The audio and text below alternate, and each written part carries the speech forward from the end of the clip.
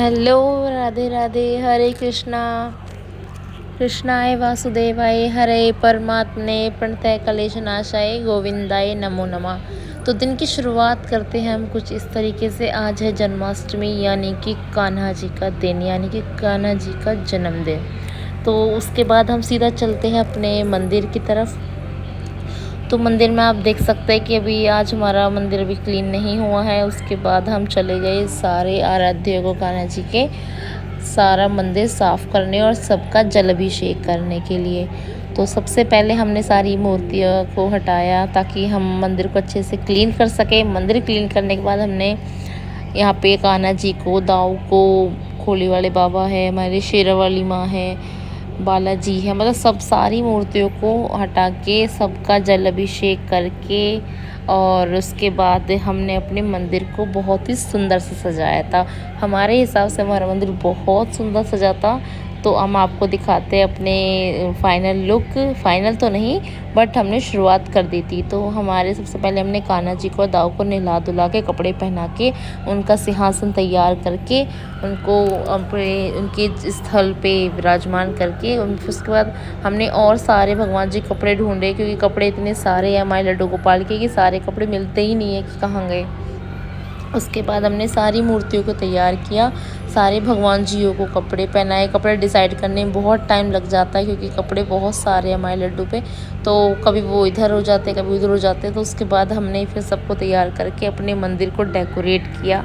अब मंदिर को डेकोरेट हमने कुछ इस तरीके से किया है, बलून्स वगैरह लगा के, लाइटिंग लगा के। और हाफ़ मंदिर हमारा रेडी हो चुका है, हाफ़ अभी गंदा है क्योंकि हमने बस वही मंदिर को सजाया। तो ये साइड वगैरह में है, ये सब अवॉइड कीजिएगा, ये सब हम बाद तक क्लीन कर देंगे। तो उसके बाद हमारे आप देख सकते हैं मंदिर की छोटी सी डेकोरेशन आप लोगों को कैसी लगी बताइएगा ज़रूर। उसके बाद हमने यहाँ पे अपने लड्डू गोपाल को फलहार कराया। फलहार वगैरह कराने के बाद हमने यहाँ पे थोड़ा सा किया है फ़ोटोशूट। तो यहाँ पे मैं अपने कान्हा जी को निहारती हुई। उसके बाद बज चुके थे 12, क्योंकि मंदिर वगैरह साफ़ करते हुए अपना बेसिक नॉर्मल काम करते हुए 12 बज चुके थे। उसके बाद हमने यहाँ पे जल अर्पित किया सूरज को और अपना व्रत खोल लिया। तो यहीं पे हमारी छोटी सी शिवलिंग है, उसको भी हमने जल अर्पित करके और फूल वगैरह डाल के नमस्कार करके हम आ गए। तो यहाँ पे हमने फिर बज गए थे शाम के 7 बजने वाले थे। तो हमने यहाँ पे थोड़ा सा राधा रानी का गेटअप लिया। हाथ से तो वैसे राधा रानी हम नहीं बन सकते, बट राधा रानी की तरह सोचा थोड़ा सा बन के देखिए, थोड़ा सा लुक क्रिएट करे। बाँसुरी थी, ये मेरी बेटी की बाँसुरी है जिससे हमने थोड़ी सी वीडियोज़ और फ़ोटो शूट किए हैं। तो बताइएगा ज़रूर कि राधा रानी का लुक आप लोगों को कैसा लगा। तो यहाँ पे हमने 2-4 फ़ोटो शूट किए। मुझे तो ये वाकई बहुत अच्छे लगे थे क्योंकि पहली बार इस तरीके का लुक हमने क्रिएट किया है। उसके बाद हम यहाँ पे राधा रानी का हमने थोड़ा सा लुक करने के बाद बज गए थे शाम के 7।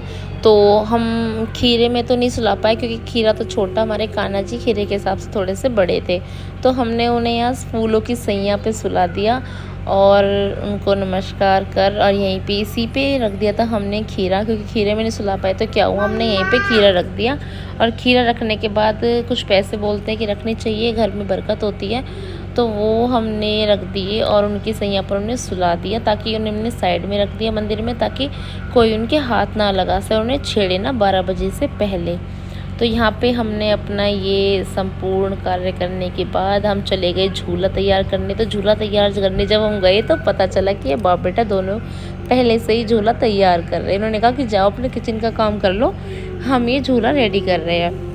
तो यहाँ पे मेरे बेटे का बस एक ही वर्ड था कि कब केक कटेगा, कब केक कटेगा, कब केक कटेगा।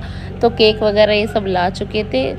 जो 10 बजे सोने वाला बच्चा था वो उस दिन 12 बजे तक नहीं सोया, मतलब पूरे दिन ही नहीं सोया था, रात को भी 12 बजे तक जगा रहा। इसने कहा कि मैं कान्हा जी का केक कटवा के ही सोऊंगा और उसकी आंखें नींद से भरी हुई थी, लेकिन वो सोया बिल्कुल भी नहीं। तो आप देख सकते हैं एक बच्चा भी अगर चाहे ना तो सब कुछ कर सकता है भगवान के लिए। तो यहाँ पे 12 बज चुके थे, हमने सूरज को अर्घ दे दिया था। आप देख सकते हैं चंदा मामा कितने अच्छे लग रहे हो, ठीक 12 बजे ये निकल गए थे।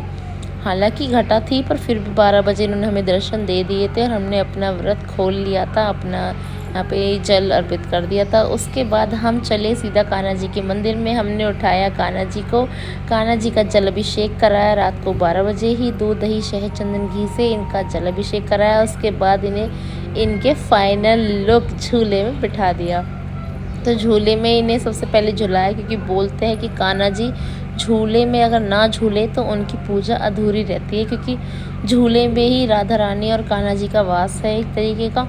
तो यहाँ पे आप फाइनल लुक देख सकते हैं हमारे कान्हा जी का और दाऊ का।